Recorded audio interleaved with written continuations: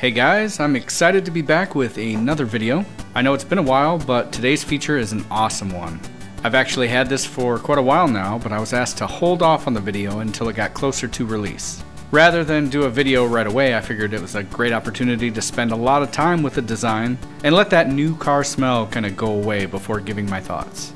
And really, that's how every review should be, to be as fair as possible after that glow dies down. So, without further delay, we are looking at the Attic by Unquiet Hands, and no, it did not come in their traditional tin. It showed up in this fancy box, which was my first hint that the Attic was going to be something really special. I avoided asking any questions prior to receiving this because I like to be surprised. Being Unquiet Hands, I assumed a few things, that there would be plenty of extra goodies, a well-designed and quality machine spinner, and a reasonable price. Anyway, let's dig in. You get this classy certificate of authenticity, some stickers, a large microfiber cloth, and an extra bearing that provides a different spin characteristic. The Attic comes nestled inside this premium panda pouch, which really impressed me. It's so much cooler than your average cheapo velvet pouch that some makers include. They call it the Panda, clearly because of the mix of black and light gray, and it's this really thick felt sewn together with a nice button clasp.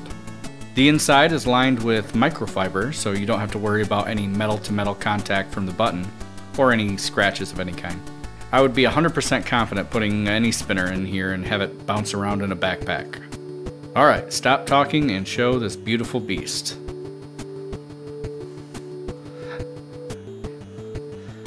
There it is, the Attic in all its glory.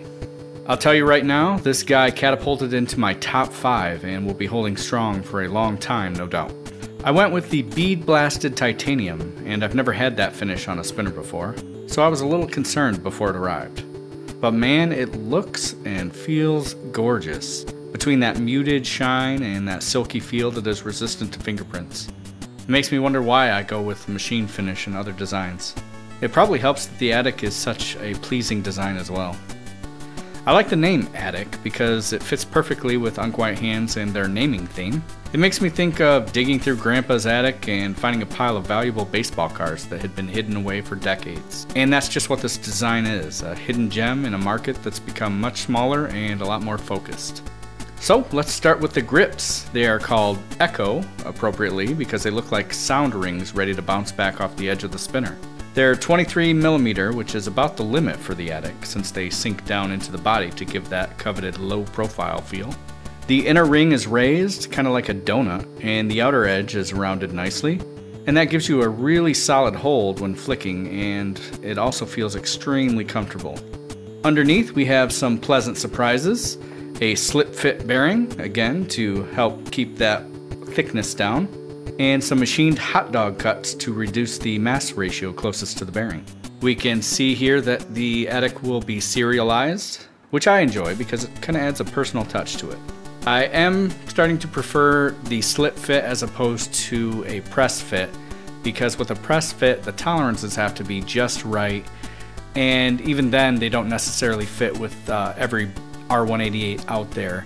I've had a press fit where some bearings just won't work. By the time I squeeze them in there, you know, the spin is crunchy because obviously it has warped something along the line. So definitely I prefer slip fit, even if it means I have to glue it in and set it just right. It just gives me more options for the bearings out there.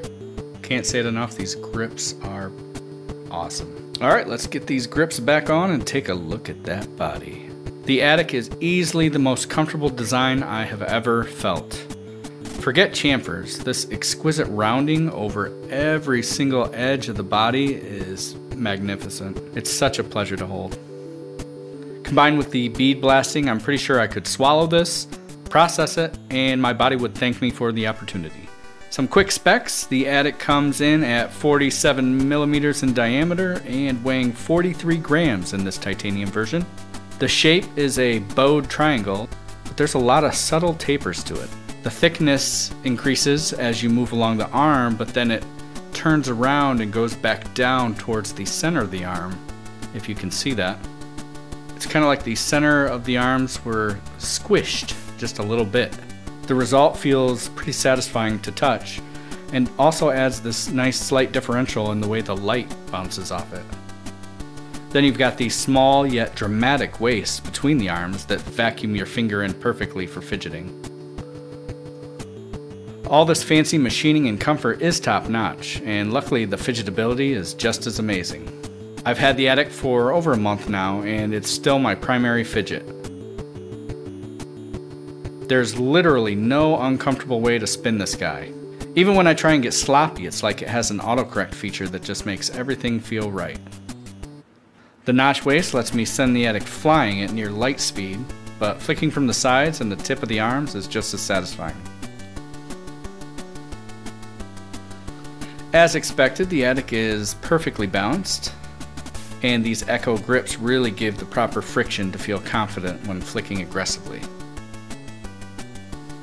The bottom line, it's pretty tough to bust into my top 5 spinners, and this Attic from Unquiet Hands did it without breaking a sweat. I knew it was going to be a good design coming from Tom, but I had no idea it was going to be this good. For me, it's in pose territory, but it's not a cocoon. The Attic is the beautiful butterfly that emerges. This will be available in titanium and stainless steel in a variety of finishes, and I have a sneaking suspicion that it will also be released in copper for all you steampunk junkies. If you are seeing this video, it means the release of the Attic is happening soon. When exactly is not set in stone, but your best bet is to follow Unquiet Hands and the Daily Fidget groups on Facebook. And those links will be in the description below. A big thanks to Tom and Unquiet Hands for giving me the opportunity to check out the Attic ahead of the release. And I can't wait for the rest of you Spin fam to get your hands on this design and see exactly what I'm talking about. Later.